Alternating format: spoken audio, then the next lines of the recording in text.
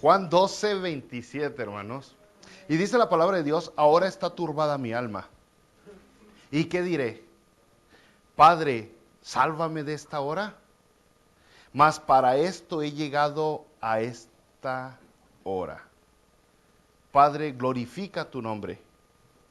Entonces vino una voz del cielo, lo he glorificado y lo glorificaré otra vez. Y la multitud que estaba ahí y había oído la voz, decía que había sido un trueno. Otros decían, un ángel le ha hablado. Respondió Jesús y dijo, no ha venido esta voz por causa mía, sino por causa de vosotros. Aquí está el Señor Jesucristo ya unos días antes de ser crucificado. Y le dice a la gente que lo está escuchando, ahora está turbada mi alma. Algunas personas podrían sorprenderse al escuchar que el Dios, el único Dios verdadero, el Dios encarnado, tiene este tipo de sentimientos, de dolor, de tristeza. Y la verdad es de que varias partes en la palabra de Dios nos muestra este tipo de sentimientos que tiene el Señor Jesucristo. Por ejemplo, en Juan 11:33, ante la muerte de Lázaro, dice la Biblia, entonces al verla llorando a Marta y a los judíos que la acompañaban, también llorando, se estremeció en espíritu y se conmovió. Ahí están los sentimientos de Jesús, las emociones. En Juan 13:21, habiendo dicho Jesús esto, cuando está en la cena, la última cena, habiendo dicho Jesús esto, se conmovió en espíritu y declaró y dijo, de cierto, que uno de vosotros me va a entregar. Y ahí está otra vez la palabra, se conmovió en espíritu. Ahora dice Jesucristo aquí en el capítulo 12, ahora está turbada mi alma. Y entonces ahí pensaríamos todos que la tristeza, el dolor que Jesucristo está pasando en este momento sería porque está anticipando el dolor, el sufrimiento que va a venir con la cruz, con el castigo de los clavos, de los latigazos que le van a dar, que le va a penetrar la piel, de la corona de espinas que se le va a clavar en el cráneo, o tal vez de la humillación misma que va a sufrir ante estos soldados romanos. Pero si usted recuerda, la muerte de Jesucristo, de la cual está hablando aquí, es algo que se ha hablado desde Génesis 3, desde el principio de las Escrituras se anunció que Jesucristo iba a tener que morir. Se ha venido hablando todas las Escrituras, anunciando que Jesucristo iba a tener que morir. De hecho, el Antiguo Testamento nos muestra la muerte y la sangre derramada de inocente para poder cubrir la vergüenza, el pecado de aquellos que cometieron el pecado. También desde Génesis vimos cómo cuando Adán y Eva tuvo Dios que sacrificar un animal inmediatamente para vestir, para cubrir la vergüenza de Adán y Eva. Y los sacrificios continúan y son algo muy normal de todo el Antiguo Testamento, sacrificio tras sacrificio, sangre y derramada a lo loco, hasta el año 70 después de Cristo, cuando el templo es destruido, es que se terminaron los sacrificios. Y todo eso era una imagen, todos los sacrificios estaban apuntando al Cordero de Dios, al sacrificio que por fin iba a poder verdaderamente quitar los pecados de nosotros, de los pecadores. El Antiguo Testamento, por ejemplo, lo dice bien claro en Daniel 9:26, que después de las 72 semanas se quitará la vida al Mesías. Clarote, Zacarías 12:10, dijo Dios, a quien traspasaron, está hablando del Mesías también. En Isaías 53:7, hablando de Jesucristo, el Mesías, angustiado él y afligido, no abrió su boca. Como cordero fue llevado al matadero. Toda la palabra de Dios, todo el Antiguo Testamento anunciaba la muerte de Jesucristo. Los evangelios lógicamente no son la excepción. Ahí en Juan 51, por ejemplo, Jesucristo dijo, yo soy el pan vivo que descendió del cielo. Y si alguno comiere de este pan, vivirá para siempre. Y el pan que yo daré es mi carne, la cual yo daré por la vida del mundo. Hechos, la primer predicación de Hechos, de Pedro, en el capítulo 2 de Hechos, habla de la resurrección, de la muerte y resurrección de Jesucristo, cómo Jesucristo fue asesinado. Las cartas, las epístolas hablan de la muerte de Jesucristo. Por ejemplo, nomás para mencionarle unas cuantas. En Romanos 5:6 dice, porque Cristo, cuando aún éramos débiles, a su tiempo murió por los impíos. 1 Corintios 1:23, pero nosotros predicamos a Cristo crucificado. Gálatas 3:1 dice que Jesucristo fue ya presentado claramente entre nosotros como crucificado. Hebreos 2:9, pero vemos a aquel que fue hecho un poco menor que los ángeles, a Jesús coronado de gloria y de honra a causa del padecimiento de la muerte. O sea, es el tema, uno de los temas principales, la muerte del Señor Jesucristo. Aún las ordenanzas o los sacramentos, si quiere llamarlos, los dos sacramentos que tenemos, las dos ordenanzas que tenemos, hablan de la misma muerte de Jesucristo. El bautismo, dice Romanos 6:4, porque nosotros somos sepultados juntamente con Él para muerte por el bautismo. Es lo que el bautismo representa, que somos muertos con Jesucristo y con Él juntamente somos resucitados. La cena del Señor, en 1 Corintios capítulo 11, dice que con eso anunciamos su muerte. Entonces, no, es un tema que está por toda la Biblia, brother. Hasta el terminar en Apocalipsis, cuando están en el cielo, aún ahí están recordando lo que Jesucristo vino a hacer a la tierra por nosotros. Apocalipsis 13:8 dice, y le adoraron todos los moradores de la tierra cuyos nombres no estaban escritos en el libro de la vida del Cordero que fue inmolado. Ahí está otra vez, es Jesucristo. Su muerte, brothers, es el porqué de la salvación del ser humano. Ahora Jesucristo dice, volviendo a Juan 12, ahora está turbada mi alma. ¿Sabe que el verdadero dolor del Señor Jesucristo no viene al anticipar los clavos, los latigazos?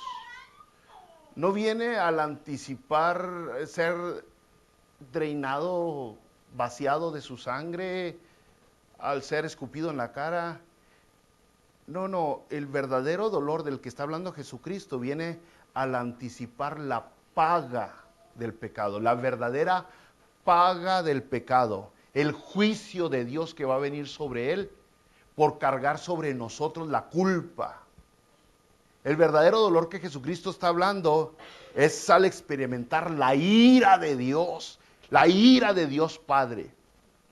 Eso es peor que cualquier latigazo. Eso es peor que cualquier clavo. La ira de Dios. Usted y yo podríamos pensar que lo más triste, lo más doloroso, a lo mejor es que le saquen una muela. O que ya tenemos una hermana que le sacaron las muelas, o a lo mejor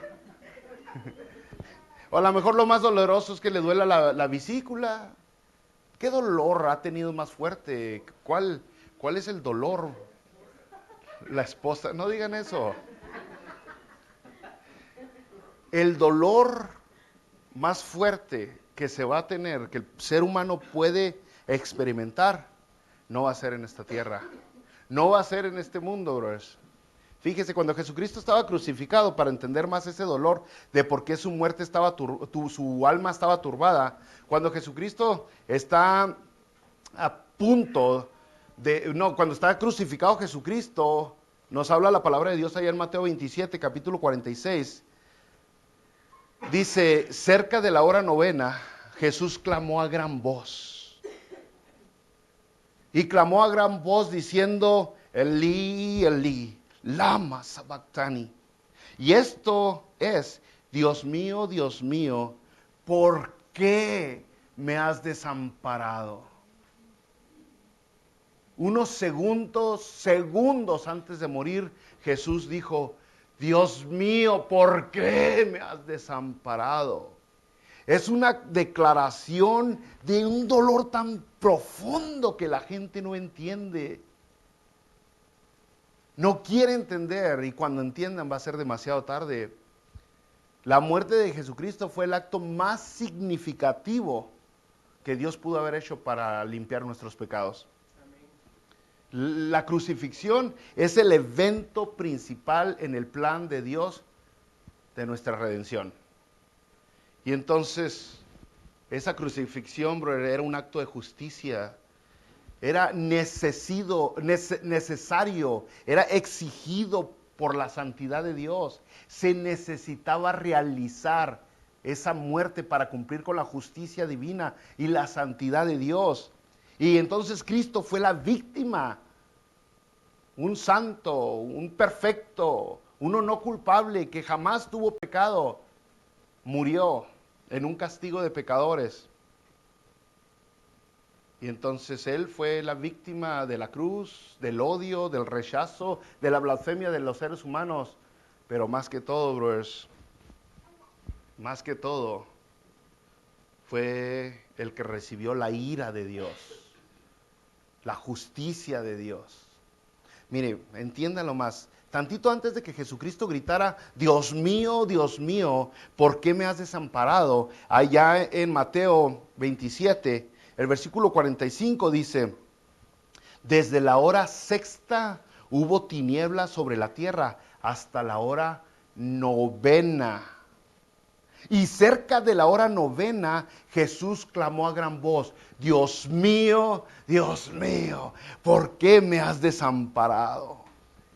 Era claro que Dios estaba castigando con su ausencia, con la oscuridad, con las tinieblas que habían venido sobre la tierra. Dios estaba descargando su ira sobre Jesucristo, la ira que iba a venir de nosotros. Varias ocasiones le he dicho, el verdadero sufrimiento del castigo eterno es que Dios no va a estar presente, Dios no va a estar ahí, no va a haber luz, las tinieblas van a estar por todos lados, no vamos a sentir comunión con nadie.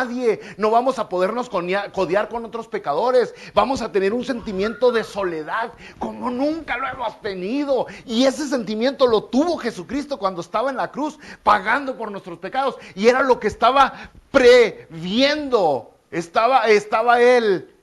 En ese momento cuando dijo, mi alma está turbada, estaba pensando en ese momento, la separación que nunca había existido entre Dios Padre y Dios Hijo, el abandono que nunca había existido entre Dios Padre y Dios Hijo.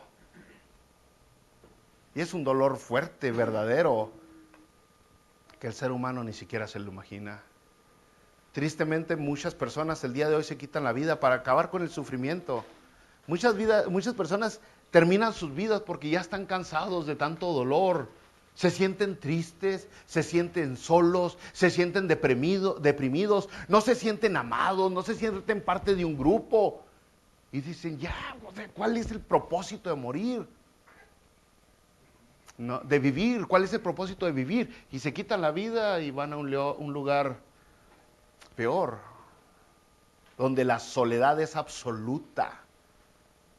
No hay ni un pequeño porcentaje de compañerismo con alguien, donde la oscuridad es absoluta.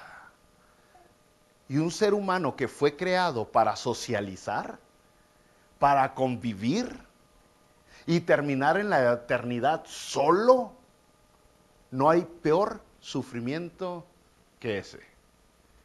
Y era lo que Jesucristo estaba viendo cuando dijo, mi alma está turbada. Es una probadita, brother, del castigo eterno. La oscuridad que vino sobre la tierra en el momento que Dios abandonó a Dios Hijo. Ese momento. Porque Jesús se da cuenta cuando Dios ya no está presente. Tanta oscuridad descargando Dios su ira sobre su Hijo. Por culpa de nosotros. Para que nosotros no tengamos que pasar eso. Imagínense nomás. Llega un momento donde ya no está Dios para consolarte, ya no está Dios para motivarte, ya no está Dios para abrazarte, para amarte, para quitarte las cargas. Ya no está Dios para darte una razón para seguir adelante. Y aunque ya no tienes motivos para continuar, ya no tienes razón para... No puedes hacer nada, no puedes quitarte la vida, porque ya estás en el lugar eterno. Eso es el castigo que le espera a aquellos que rechazan a Jesucristo. Entonces Jesucristo dice, ahora, volviendo a Juan 12:27, ahora está turbada mi alma. Por eso yo no creo que fue un pensamiento en el tormento físico que los romanos le iban a dar, brothers. Yo creo que era un pensamiento más bien en el tormento al sentir la separación que iba a tener de Dios Padre, donde iba a ser abandonado. Porque, si usted recordará, brothers, ese dolor no fue nomás esta ocasión. Mientras más se acercaba a la cruz, más se agudizó el dolor. Más se puso como que cada vez se sentía más cerquita la hora. En Lucas 22:42, cuando está Jesucristo a punto de ser arrestado para ser asesinado, para experimentar la separación, el abandono de Dios. En Lucas 22:42 de Lucas dice, Padre, le dice Jesucristo orando a Dios Padre, Padre, si quieres, pasa de mí esta copa, pero no se haga de mí tu voluntad, sino la tuya. Le está diciendo, si quieres, pasa, si hay otra manera de salvar al ser humano, si hay otra manera de evitar que estos se condenen por siempre. Estaba sintiendo lo que iba a venir. Lucas 22:43 dice también que se le apareció un ángel del cielo para fortalecerle. Fíjese nomás, tanta agonía que tenía, tanto dolor al sentir esta separación, que se le aparece un ángel del cielo para fortalecerle. Y dice el 44, y estando en agonía, era su sudor como grandes gotas de sangre que caían hasta la tierra.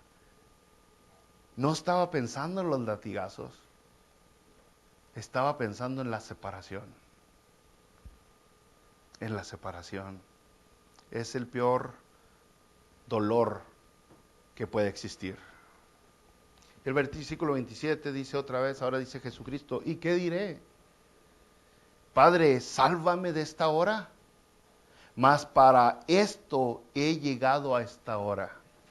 Jesucristo reconoce, pues sí, el plan siempre fue para esto. ¿Qué voy a decir? Ya después de que recurrieron siglos, miles de años, después de que todo va cayendo donde debe de caer, todo en su lugarcito, para yo poder redimir a la humanidad.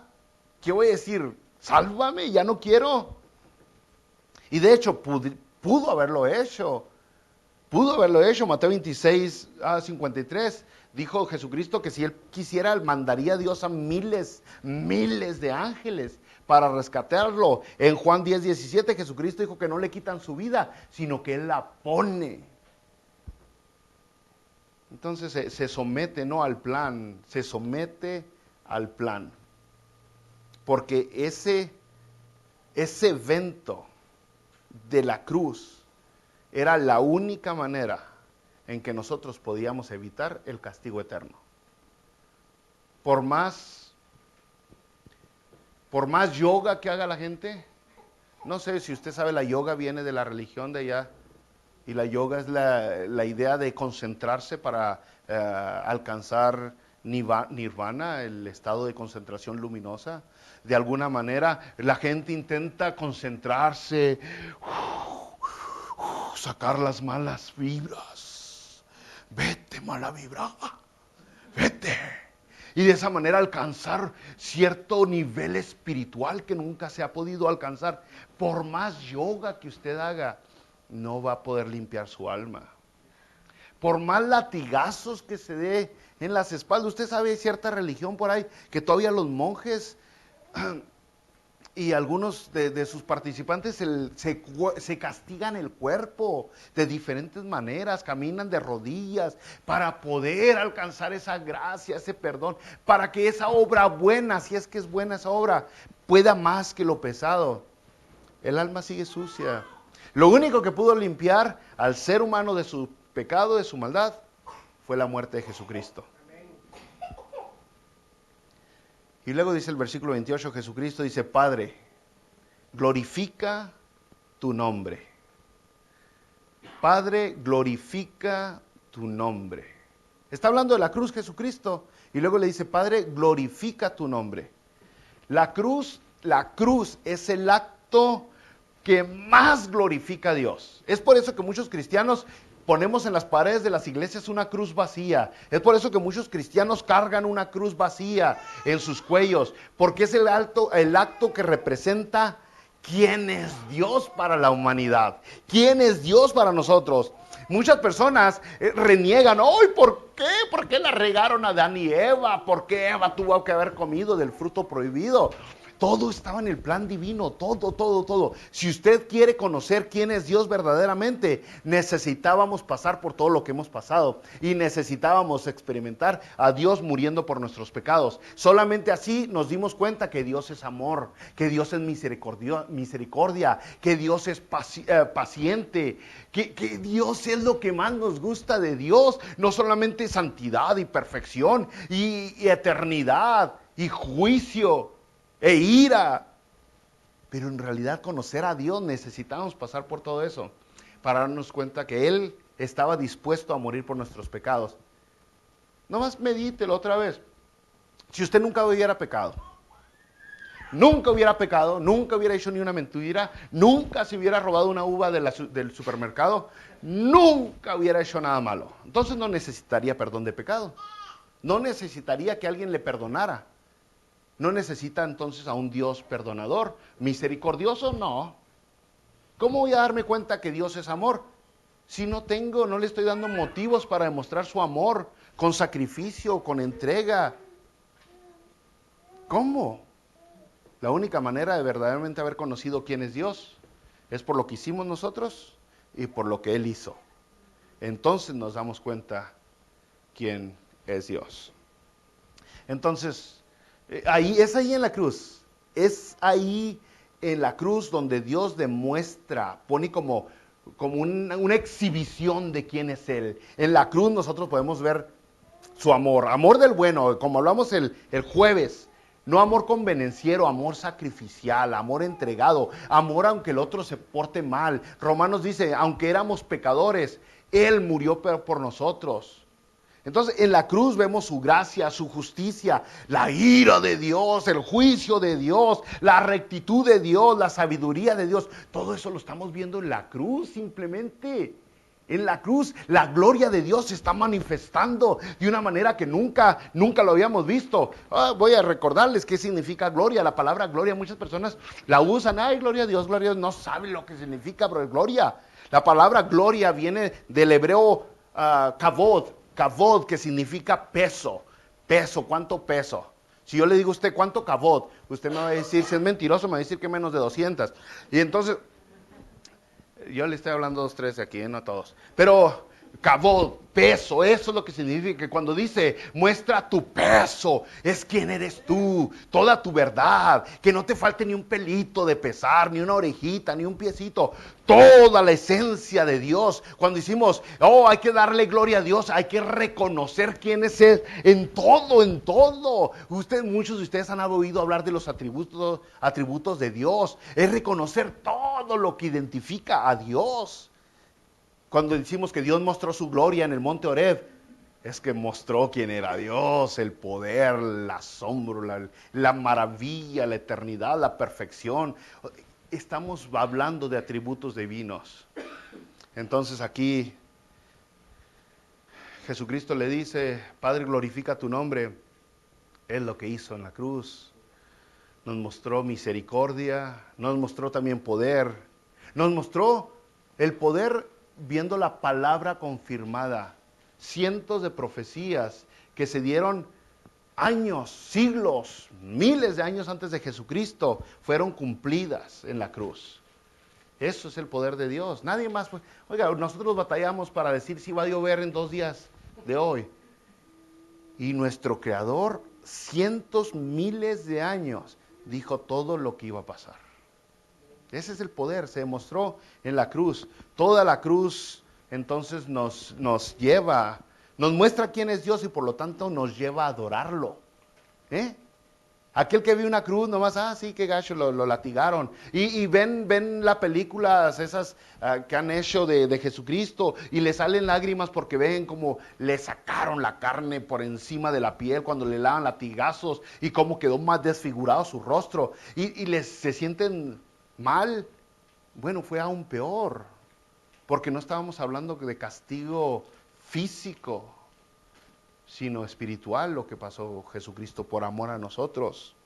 Entonces, aquella persona que reconoce, que ve quién es Dios y aún así no cae rendido en el suelo, no topa su frente con el suelo para adorarlo y decir, Señor, no hay nadie más alto que tú, yo me postro, me rindo ante tus pies, es porque no ha comprendido verdaderamente quién es Dios, no ha visto su gloria, su gloria. Y es gracias a que nos mostró su gloria en la cruz, brothers, que el cielo se llenó de humanos, se pobló de humanos. Antes de la cruz no había ni un solo humano en el cielo. No había manera de llegar al cielo. Ahora, gracias al sacrificio, Jesucristo ofrece una nueva vida y perdón de pecados. La entrada, ¿a dónde dice Hebreos? Porque nos hemos acercado a la ciudad santa. ¡Uy! Esa cosa no pudo haber sucedido si Dios no hubiera mostrado su gloria en la cruz. Entonces Jesucristo le dijo, glorifica tu nombre. El versículo 28, entonces vino una voz del cielo, lo he glorificado y lo glorificaré otra vez.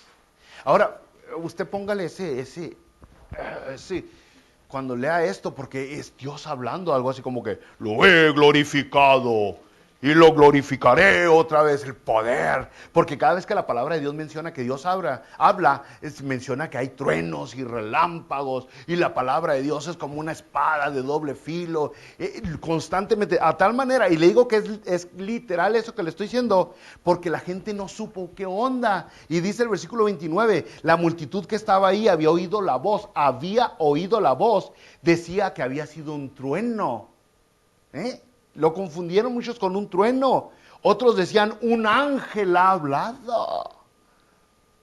O sea, este trueno fue parecido a alguien hablando, o alguien hablando fue parecido a un trueno. Varias veces, en varias ocasiones, la palabra de Dios se relaciona, la voz de Dios se relaciona con el sonido de truenos. Varias ocasiones. Bueno, ¿dónde estamos? Versículo 30, respondió Jesús y dijo, no ha venido esta voz por causa mía, sino por causa de ustedes, causa de vosotros. O sea, esta voz, Dios acaba de hablar, no por mí, sino para que ustedes sepan, para que ustedes reconozcan, para que ustedes se den cuenta. ¿Cuenta de qué? Otra vez que Dios le había dicho en la voz, lo he glorificado. Cuando Jesús dijo, glorifica tu nombre, Dios respondió, lo he glorificado y lo glorificaré otra vez. ¿Cómo había glorificado Dios ya su nombre? ¿Cómo había mostrado su gloria ya a Dios? Bueno, podemos ponerla de dos maneras. Una, de la manera obvia que todos vieron, por ejemplo en Mateo 3:17, cuando el Señor Jesucristo es bautizado, dice la palabra de Dios que se abrió el cielo, se oyó una voz del cielo que decía, este es mi Hijo amado, en quien tengo complacencia. Ahí está, Mateo 3:17. Ya lo había mostrado de una manera asombrosa, se quedaron atónicos 2:3. Por ejemplo, otra manera Mateo 17:2-4, nos habla del monte de la transfiguración. Y dice la palabra de Dios que Jesucristo se transfigura, su cuerpo cambia delante de ellos. Y dice la Biblia que resplandeció su rostro como el sol y sus vestidos se hicieron blancos como la luz. ¿Qué se transformó Jesucristo delante de ellos? A mí me hubiera dado tal vez un paro cardíaco, a lo mejor una desmayada, cuando menos al ver eso. No es cualquier cosa ver eso de Jesucristo. ¿Cuántas veces ha visto usted algo similar? Nunca, o cuando ando bien pedo o bien cruzado, ¿no? Pero por lo general, a nadie nos ha tocado ver algo similar. Antes de resucitar Jesucristo a Lázaro, le dijo a Marta, ya en Juan 11:40, ¿no te he dicho, Marta, que si crees, verás la gloria de Dios? Si crees, verás la gloria. Y esa es la otra manera que glorificó su nombre constantemente, que mostró su gloria. El Señor Jesucristo resucitó muertos, enderezó torcidos, levantó a paralíticos, resucitó muertos y sacó fuera demonios y le devolvió la vida a los ciegos, sanó leprosos. La vista, gracias, le devolvió la vista a los ciegos, el oído a los sordos. No, hombre, hizo todo tipo de milagros. Algunos brothers calculan que en las tierras santas, en el tiempo de Jesucristo, la enfermedad se terminó. Es lo que mucha gente dice. Los 3 años que anduvo Jesucristo, erradicó todo tipo de deformidades y de enfermedades, porque Jesucristo hizo tantas cosas, mostrando la gloria de Dios. Así como le dijo Jesús a Marta, verás la gloria de Dios, lo hizo y lo hizo y lo hizo. Pero más asombroso, más poderoso que eso, bro, mucho más asombroso que ver que un paralítico por fin camina o que un ciego por fin ver, es el corazón transformado de un individuo.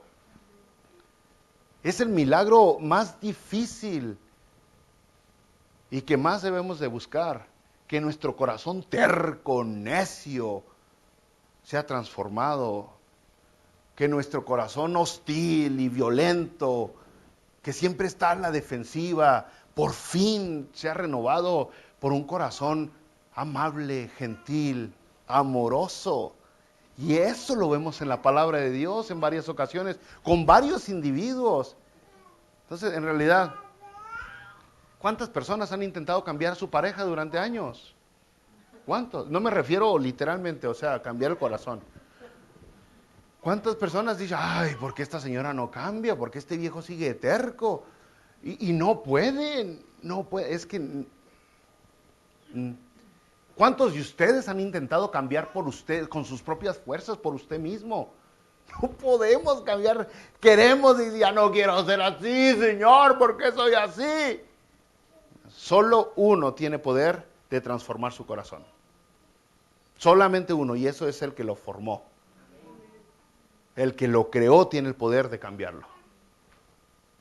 De hacer ese corazón odioso y rencoroso por un corazón de amor, de entrega, de misericordia para con los demás, de paciencia.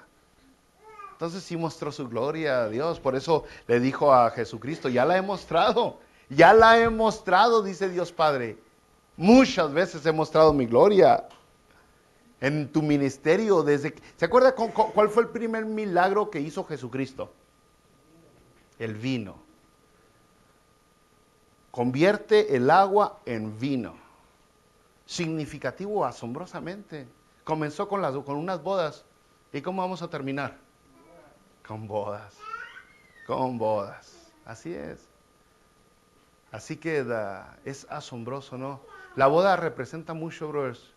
La unión matrimonial, que ya viene una, la unión matrimonial, brothers, representa la unión en el cielo, tan perfecta, tan especial, tan llena de amor. Entonces, lo que aquí se hace en la tierra, en realidad es simplemente un reflejo de lo que hay en el cielo, esa unión especial, donde no cualquier berrinche los separa, donde no cualquier mal humor los aleja, donde no cualquier error termina la relación, sino que a pesar de las dificultades, de las diferencias, a pesar de los problemas y de los errores, se mantienen juntos, unidos, porque eso es lo que Dios ha hecho con nosotros. Se mantiene con nosotros. Entonces sí, Dios había mostrado su gloria y lo había hecho varias veces.